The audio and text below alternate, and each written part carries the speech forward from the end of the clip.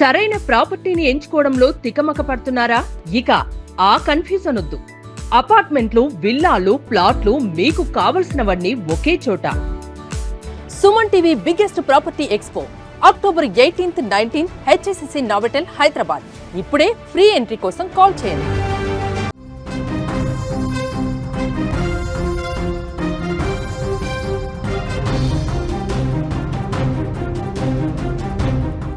KPHB road number 5లో ఉద్రిక్త పరిస్థితి నెలకొంది. కుటుంబంపై హాస్టల్ యువకులు దాడి చేసినట్లుగా కూడా తెలుస్తోంది. బైక్ పార్కింగ్ విషయంలో ఈ ఘర్షణ చోటు చేసుకున్నట్లుగా కూడా తెలుస్తుంది. ఈ బ్రేకింగ్ న్యూస్ చూసే ముందు ఒక బిగ్ అప్డేట్ చూద్దాం. హైదరాబాద్ మొత్తంలో ఉన్న బెస్ట్ ప్రాపర్టీస్ అన్నింటినీ ఒకే వేదికపైకి తీసుకొస్తోంది సుమన్ టీవీ. అక్టోబర్ 18 మరియు 19వ తేదీన హెచ్ఎస్సిసి నోవోటెల్లో జరిగే సుమన్ టీవీ ప్రాపర్టీ ఎక్స్పోలో best flats, villas, open plots, Deepavali offers and discounts తో అందుబాటులో ఉంటాయి. మీరు విజిట్ చేసి ప్రతి గంటకి ఒక గోల్డ్ కాయిన్ గెలుచుకునే అవకాశం కూడా ఉంటుంది. ఫ్యామిలీతో రండి, మీ డ్రీమ్ ప్రాపర్టీని సొంతం చేసుకోండి. ఇక బ్రేకింగ్ న్యూస్ చూస్తే కేపీహెచ్బీ రోడ్ నెంబర్ 5లో ఉద్రిక్త పరిస్థితి తలెత్తినట్లుగా కూడా మనకి సమాచారం అయితే అందుతుంది. కుటుంబంపై హాస్టల్ యువకులు దాడి చేశారు. బైక్ పార్కింగ్ విషయంలోనే ఈ ఘర్షణ చోటు చేసుకున్నట్లుగా కూడా సమాచారం. సీట్ కవర్ కట్ కావడంతో మరింత ఆగ్రహాన్ని వ్యక్తం చేశారు వారు. ఇంట్లోకి చొరబడి గృహిణిపై ఒక్కసారిగా కూడా యువకులు దాడి చేసినట్లుగా తెలుస్తూ ఉంది. దాడి చేసిన వారిపై కఠిన చర్యలకు వారు డిమాండ్ కూడా చేస్తూ ఉన్నారు. గ్రేటర్ హైదరాబాద్ లోని కూకట్పల్లి హౌసింగ్ బోర్డ్ అంటే కేపీహెచ్బీ కాలనీలో బైక్ పార్కింగ్ విషయంలో తలెత్తిన ఒక చిన్న వివాదం చివరకు ఒక కుటుంబాన్ని హాస్టల్ యువకులు టార్గెట్ చేసే వరకు కూడా ఇక్కడ దారితీసిందని చెప్పుకోవచ్చు. రోడ్ నెంబర్ 5 వద్ద జరిగిన ఈ దాడి ఘటన ఆ ప్రాంతంలో తీవ్ర ఉద్రిక్తతకు కారణమైంది.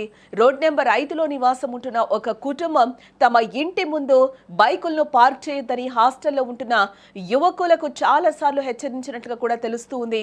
దీనిపై వారు హాస్టల్ మేనేజ్మెంట్ కు కూడా ఫిర్యాదు చేయడం జరిగింది గతంలో.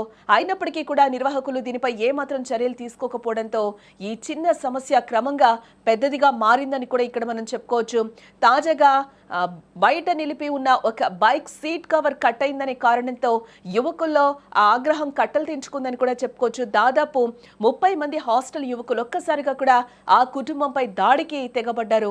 వారిలో కొందరు ఆ ఇంట్లోకి చొరబడి గృహిణి పైన కూడా దాడి చేసినట్లుగా కూడా ఆరోపిస్తూ ఉన్నారు వారు. ఈ అకస్మాత్తు దాడితో ఆ కుటుంబం ఒక్కసారిగా కూడా భయభ్రాంతులకు గురైనట్లుగా కూడా మనకి తెలుస్తూ ఉంది.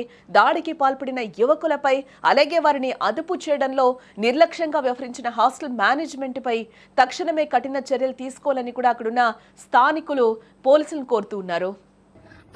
ప్రతి డే ఇన్ఫార్మ్ చేస్తూనే ఉన్నాము, కానీ ఎటువంటి మార్పు లేకుండా కంటిన్యూస్ అట్లానే పెట్టేయడం వల్ల మేము అలా సీట్ చింపడం జరిగింది. దానికి వాళ్ళు చంపేసేదాకా కూడా వచ్చేసారు లోపలికి. 20-30 మంది కలిపి హాస్టల్ అందరూ కలిసి వచ్చి చాలా దారుణంగా బిహేవ్ చేశారు.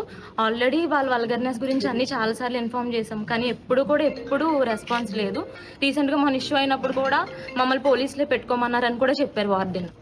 సిగరెట్లు అవి కాల్చడం, లేడీస్ ఉన్నారు, పిల్లలు ఉన్నారని కూడా మినిమం లేకుండా బిహేవ్ చేయడం, ఇన్ఫార్మ్ చేసినా సరే అట్లానే ఉండడం, డ్రింక్ చేసి బాటిల్స్ అవి పాడేయడం, అక్కడ విండో దగ్గర ఏమో బెట్టింగ్ గేమ్స్ అవి ఆడడం, వల్గర్ మాట్లాడి గట్టిగా మాట్లాడి, మేము లోపల డోర్స్ వేసుకుని ఉన్నా సరే వినిపిస్తున్నాయి, అంత వల్గర్గా మాట్లాడుకున్నారు. వెళ్ళి కంప్లైంట్ చేస్తే మాకేం వినిపించలేదని సింపుల్గా చెప్పేస్తున్నారు వార్డెన్స్ కూడాను. మాకైతే ఇక్కడ కంపల్సరీ ఇష్యూని